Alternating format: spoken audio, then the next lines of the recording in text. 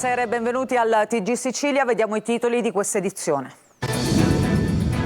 L'8 marzo non è una giornata di festa. Manifestazione a Palermo contro la violenza e il patriarcato. A Catania inaugurato un nuovo spazio di accoglienza per donne sole e vittime di abusi.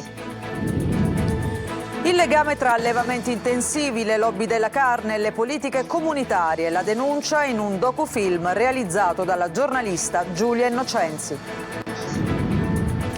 Il 19 aprile la sentenza d'appello per Filippo Mosca, detenuto in Romania per traffico di droga. All'udienza di ieri non hanno potuto partecipare i diplomatici italiani. Lo sfogo della madre al TG Sicilia. Blitz antimafia nell'Agrigentino, azzerati i traffici delle famiglie di Burgio e Lucca Sicula. Dagli appalti alle infiltrazioni nelle istituzioni, 7 gli arresti.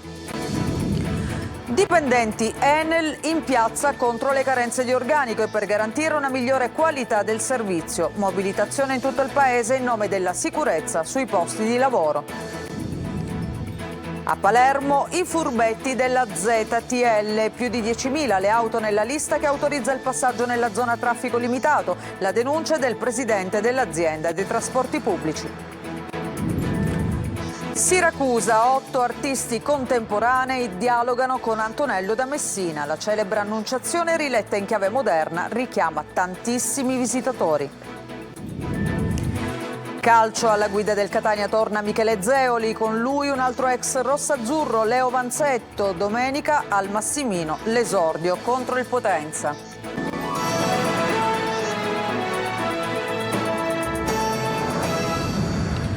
Bentrovati, le donne manifestano a Palermo contro la violenza e il patriarcato. Per noi l'8 di marzo, dicono, non è una giornata di festa. Sentiamo Marco Gullà.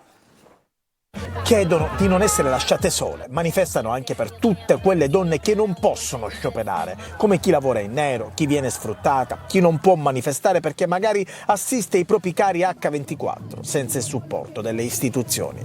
Il rosa che invade Piazza Indipendenza a Palermo nel giorno dell'8 marzo. Violenza e patriarcato, un confine sottilissimo secondo le donne che oggi manifestano in città. Noi scendiamo in piazza ormai da più di 7 anni per ribadire che questo per noi non è una giornata di festa, ma appunto è una giornata di lotta, una giornata di rivendicazione, in cui appunto scioperiamo contro la violenza patriarcale che si manifesta in tantissime forme, di cui femminicidi, transcidi, stupri rappresentano solo la punta dell'iceberg. Noi in piazza chiediamo i nostri diritti, chiediamo sia che i nostri diritti che sono stati conquistati in passato da chi ha lottato prima per noi vengano mantenuti, perché questo governo sembra remare contro e cercare di toglierci quello che già abbiamo, ma noi resistiamo per tenere quello che appunto le nostre compagne hanno conquistato prima di noi. Giovani, mamme, anche bambini alla manifestazione di oggi pomeriggio. Scioperiamo dal lavoro riproduttivo, cioè dal lavoro di cura che grava specialmente sulle spalle di donne e soggettività marginalizzate. Scioperiamo dal lavoro produttivo, dal lavoro quindi salariato. Il tasso di occupazione in Italia femminile è solo del 52% ed è tra i più bassi in Europa. Per chiedere libertà e per tutelare i nostri diritti acquisiti e futuri. A Catania invece la casa femminile Lumière è il nuovo spazio di accoglienza per le donne sole e vittime di ogni tipo di violenza, curato dai padri vincenziani. Angelo Gagliano. A Catania c'è un nuovo spazio di accoglienza per le donne sole e vittime di ogni tipo di violenza e sarà curata dai padri vincenziani. È la risposta alla sempre più crescente richiesta dei più vulnerabili.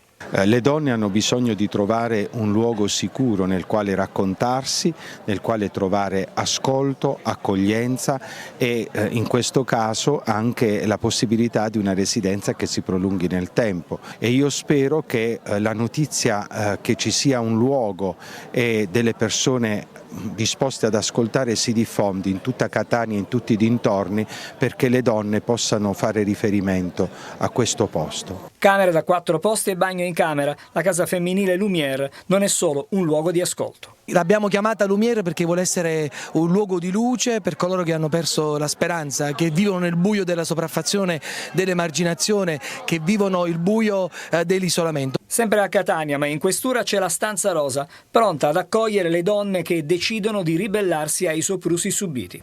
Accogliente, con libri, favole, giochi per bambini e ancora dipinti che aprono uno squarcio nel silenzio.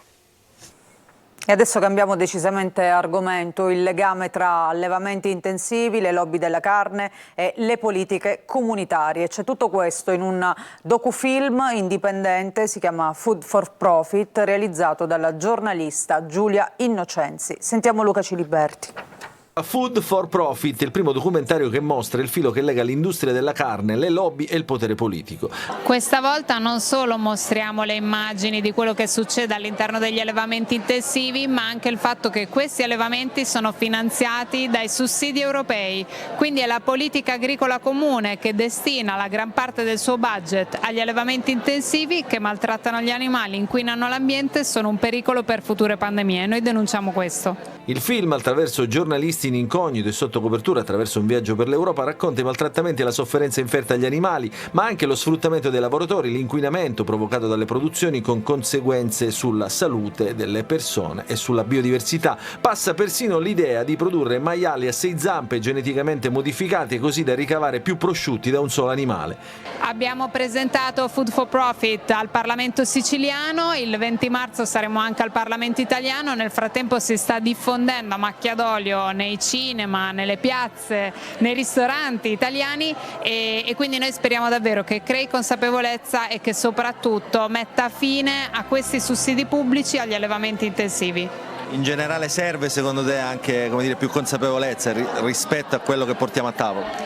Purtroppo carne, formaggio, latte, non pensiamo mai a quale sia il vero costo legato a questi prodotti ed è quello che noi vogliamo mostrare con il documentario e poi ognuno di noi può farsi la propria idea e il proprio giudizio.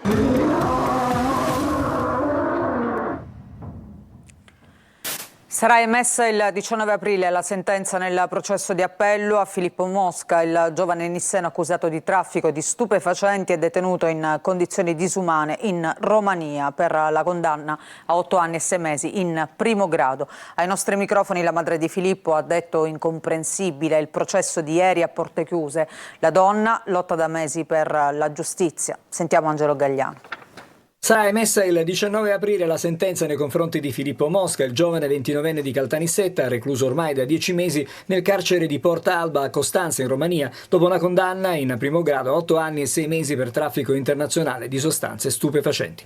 Troppo tempo, dice Ornella Matraxia, madre di Filippo, un termine lunghissimo perché so quanto sia pesante per Filippo ogni singolo giorno trascorso in carcere a Porta Alba. Filippo chiaramente non sta bene, Filippo non ha speranza che le cose possano cambiare. Nel carcere di Porta Alba da maggio scorso sono reclusi anche Luca Cammalleri di Caltanissetta, amico di Filippo, e la ragazza italiana che si era fatta recapitare il pacco nell'albergo di Mosca, al cui interno invece che cosmetici la polizia ha trovato 150 grammi di droga. Ieri intanto la prima udienza del processo in appello che ha scatenato il disappunto dei rappresentanti dell'ambasciata italiana in Romania che sono stati allontanati dall'aula. 2 le persone ammesse, tra le quali la mamma di Filippo. L'udienza è durata 1 ora e mezza, i giudici hanno deciso di far uscire tutti dall'aula, compresi i rappresentanti del governo dell'ambasciata italiana in Romania. Quindi è stato un processo a porte chiuse. Il PM ha rilanciato le accuse, ma la difesa è stata vibrante. I giudici sono granitici, quindi non sappiamo davvero quali potranno essere le loro considerazioni rispetto ad una difesa di nuovo molto forte, basata sulla mancanza totale di prove, sulla irregolarità dello stato di fermo e anche delle trascrizioni, delle intercettazioni ambientali. Filippo sembra non sperare più, non così questa madre che ha lottato incessantemente per la giustizia. Ci auguriamo che questa volta sia fatta giustizia, possiamo solo aspettare. Il bel tempo di questi giorni favorisce le traversate nel Mar Mediterraneo. Nella giornata di oggi sono 3 gli sbarchi sulle nostre coste. Tra i migranti recuperato anche un cadavere. Manlio Viola. Ancora uno sbarco con tragedia lungo le rotte dei viaggi della speranza. In 46 sono riusciti stavolta a raggiungere addirittura gli scogli di Lampedusa e sono sbarcati a Cala Pisana. La Guardia Costiera li ha intercettati quando erano già aggrappati proprio agli scogli. Uno dei migranti però non ce l'ha fatta, la stessa Guardia Costiera ne ha recuperato il cadavere. Dai primi accertamenti sembra che l'uomo sia morto dopo essere sbarcato a causa di un malore, forse legato proprio alla fatica del viaggio che è durato praticamente 2 giorni. Tutti viaggiavano su una barca in legno da 10 metri partita mercoledì da Zuara in Libia. Sono pakistani ed egiziani. Saranno ospitati nel centro di prima accoglienza di Contrada Embriacola insieme ad altri 78, fra cui 2 donne, giunti con un altro barcone da 7 metri, e a 15 ospiti rimasti nel centro dopo i trasferimenti degli ultimi giorni. Nella giornata di oggi sono stati 3 complessivamente gli sbarchi per un totale di 153 migranti arrivati nell'isola. Blitz antimafia dei carabinieri nell'Agrigentino, azzerati i traffici delle famiglie di Burgio e Lucca Sicula, dalle ingerenze sugli appalti alle infiltrazioni nelle istituzioni. Sentiamo Davide Sardo. Il blitz è scattato all'alba. I carabinieri del comando provinciale di Agrigento hanno lavorato a fianco dei colleghi di Caltanissetta, Palermo, Reggio Calabria e Nicolosi e hanno imperversato nell'Agrigentino tra Burgio, Lucca Sicola, Villafranca Sicola, poi Mazzarino in provincia di Caltanissetta e Marina di Gioiosa Ionica in provincia di Reggio Calabria. Notificate 7 misure cautelari firmate dalla Procura Antimafia di Palermo e condivise dal Tribunale. 4 indagati ristretti in carcere, 2 domiciliari e ad un altro è stato imposto l'obbligo di dimora. Sarebbero parte del mandamento mafioso di Cosa Nostra di Lucca Sicula e Ribera. I carabinieri agrigentini hanno investigato dall'aprile del 2021 alla luglio del 2023 a seguito dell'omicidio dell'agricoltore Vincenzo Corvo, 52 anni, ucciso il 3 aprile del 2020 con un colpo di fucile alla gola a Lucca Sicula. È un delitto ancora irrisolto. Nel corso delle indagini sono state documentate riunioni mafiose su appalti e servizi pubblici, pressando sulle amministrazioni locali. A capeggiare le riunioni sarebbe stato Salvatore Imbornone, 64 anni, di Lucca Sicula, presunto reggente del mandamento mafioso di Lucca Sicula e Ribera. E a Caltanissetta 8 persone sono state arrestate dalla squadra mobile accusate di gestire un traffico di stupefacenti. Le indagini, iniziate 2 anni fa, hanno scoperto una rete di pusher che riforniva di cocaina, marijuana e crack, soprattutto minorenni. La droga veniva consegnata a domicilio. E adesso chiudiamo la nostra pagina dedicata alla cronaca e parliamo invece di questa mobilitazione dei dipendenti Enel contro le carenze di organico e per garantire una migliore qualità del servizio. Uno sciopero che ha riguardato tutto il paese in nome della sicurezza sui posti di lavoro. Vediamo a Catania cosa è successo con Tonino De Mano. Difendiamo il nostro lavoro per garantire all'Italia la qualità del servizio elettrico. Enel si mobilita e scende in piazza, in questo caso le immagini si riferiscono a Catania, per difendere lavoro, sicurezza e soprattutto diritti. Una mobilitazione a carattere nazionale che vede compatti i sindacati. Oggi noi ci rivolgiamo soprattutto a chi ha indicato un mandato a questo management, che è praticamente il governo, al quale diciamo e chiediamo che un'azienda come Enel non può abbandonare, non può arretrare rispetto ad essere locomotiva in un settore che è fondamentale e importante in questa fase. Un piano industriale considerato inadeguato e dannoso, con il solito spettro dell'esternalizzazione. Ci preoccupa seriamente il fatto di esternalizzare il servizio ad imprese esterne. Ovviamente l'esternalizzazione fa sì che si perde la professionalità dei dipendenti dell'Enel, che sono qualificati, hanno l'esperienza, parliamo di cabine di 20.000, quindi affidare il servizio a ditte private che magari non hanno la qualifica che dovrebbero avere ci mette a rischio la vita dei lavoratori tutti. Quindi per evitare che ancora si continui a morire sul posto di lavoro, poi si parla tanto di morte bianche, ma l'Enel mi sembra che in qualità di colosso questo non lo vuole evitare. Si contesta anche un piano di assunzioni che oggi non consente il rispetto del dettato contrattuale inerente alla turnazione in reperibilità ed un'importante diminuzione degli standard di sicurezza e di qualità. A Palermo sarebbero 10.000 le auto nella lista bianca della ZTL, la zona a traffico limitato. La denuncia del presidente dell'AMAT e il dubbio è che a beneficiarne siano i cosiddetti furbetti del PAS. Vediamo.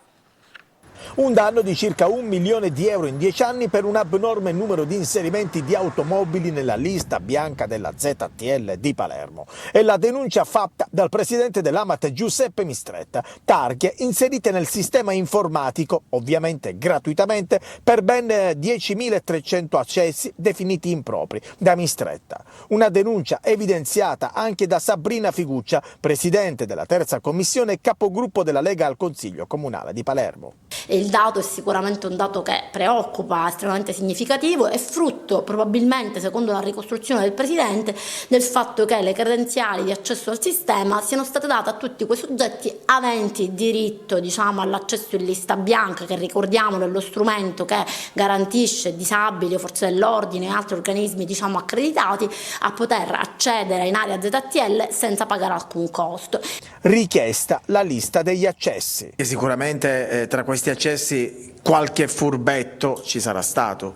Il timore è proprio questo e certamente le indagini andranno in questa direzione, visto e considerato che comunque si tratta di risorse pubbliche e dell'abuso di un diritto che in effetti non era contemplato nei casi in cui fossero appunto i furbetti. Un danno quantificato in circa 1 milione di euro all'anno che va avanti da 10 anni, una cifra particolarmente significativa per un'azienda che sta rischiando grosso anche di andare in default. E adesso andiamo a Catania, nuova vita per il Boschetto della Playa, un luogo tanto caro ai catanesi. Infatti è in corso la piantumazione di quasi 6.000 alberi che serviranno per riforestare e renderlo più accogliente. Vediamo. Stiamo facendo la riforestazione del Boschetto della Playa. Quello che vedete è uno dei 5.800 alberi che riforesteranno il Boschetto della Playa. Dopo anni di abbandono, incendi ed eventi climatici estremi che hanno devastato gran parte del verde esistente, si lavora su più fronti per rendere più accogliente e sicuro un luogo tanto caro ai catanesi. Da un lato la ruspa spiana il terreno e rimuove gli arbusti ammalorati, dall'altro si piantano nuove e variegate specie arboree, dal pino domestico al pioppo, passando per il salice alla rosa canina. Aiutiamoli a crescere, è questo il motto del Comune di Catania che ha portato avanti il progetto intercettando fondi europei. Un intervento importantissimo di riforestazione del boschetto. Nello specifico nelle ore precedenti c'è stata qualche polemica perché invece durante questi lavori si è visto qualche pino rimosso, abbattuto o tagliato. Questo fa parte di un intervento di messa in sicurezza del boschetto stesso. Ricorderete gli incendi che ci sono stati qualche mese fa, alcuni di questi pini si presentavano secchi o morti o bruciati, altri abbattuti con le radici staccate e quindi per ragioni di sicurezza su autorizzazione della stessa forestale sono stati rimossi. Niente disboscamento e niente deserto, ma bisognerà avere tanta pazienza per dare tempo alle piante di svilupparsi. Particolare attenzione sarà riservata anche al laghetto.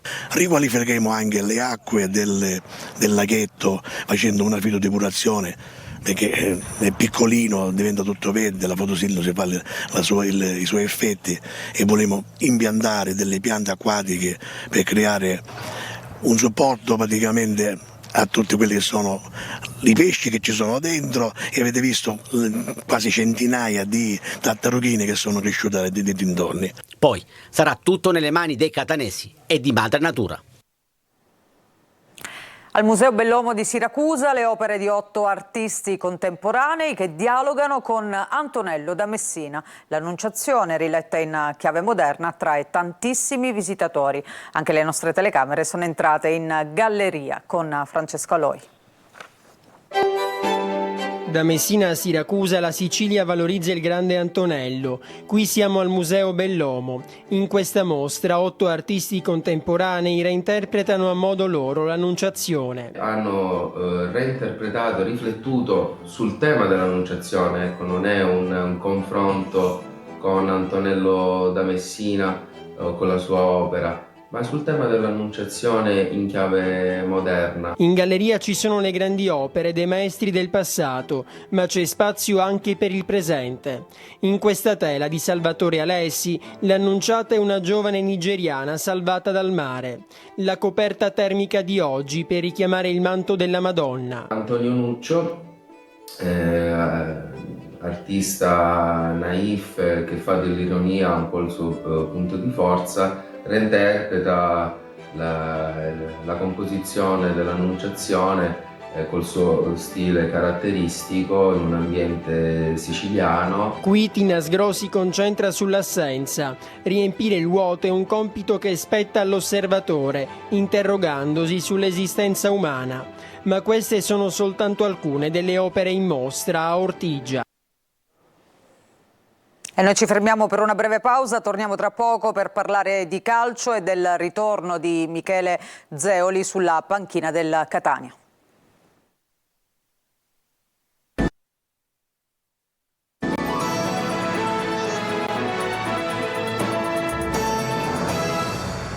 Bentornati al TG Sicilia, adesso il calcio. Michele Zeoli torna alla guida del Catania, con lui c'è anche un altro ex rossazzurro, Leo Vanzetto. L'esordio domenica al Massimino contro il Potenza. Sentiamo Francesco Triolo. Aveva già traghettato il Catania da Tabiane a Lucarelli, adesso Michele Zeoli dovrà rimettersi al timone dei rossazzurri sino alla fine del campionato. Fiducia all'uomo, al tecnico che si è fatto trovare pronto quando la società lo ha chiesto, che è tornato nei ranghi ma ha sempre lavorato per il bene del Catania. Il post Cristiano Lucarelli è già iniziato e viaggia in una sorta di continuità non solo con l'ultima esperienza tecnica ma anche con quella dello scorso anno, il vittorioso campione di Serie D, quello in cui Zeoli era il vice di Ferraro. Grella lo ha detto chiaramente, gode della piena fiducia del gruppo Pelligra e Zeoli è pronto a ripagarla. Lui che il rossazzurro l'ha vestito in 100 partite, lui che ha vissuto Taranto e la promozione in B durante l'era Gaucci. Toccherà a Zeoli far ripartire un Catania che nelle ultime 9 giornate ha collezionato una vittoria, 4 pareggi e 4 sconfitte, finendo al limite della zona play-out, e prepararlo al meglio per l'avventura dei play-off, obiettivo che rimane immutato, dove il Catania vuole fare bene. Con Zeoli in panchina ci sarà un altro che il rossazzurro lo ha vestito, Leo Vanzetto, dal 90 al 93 col Catania, lo scorso anno sulla panchina del Sant'Agata, che ha fatto bene in campionato. In prima squadra approderà anche il preparatore atletico Giovanni Petralia, uno che ha lavorato con Pasquale Marino a Udine, Parma, poi Empoli, Spal, Terni. A Catania supervisionava i preparatori delle varie formazioni, adesso entra a tempo pieno in prima squadra portando un bagaglio di preparazione in continuo aggiornamento. Preparatore dei portieri sarà Maurizio Bonfatto, fino a ieri con la primavera allenata da Marco Biaggianti, capolista del suo girone. Ed è tutto per questa edizione, il TG Sicilia termina qui, grazie per averci seguito, a tutti voi un buon proseguimento di serata.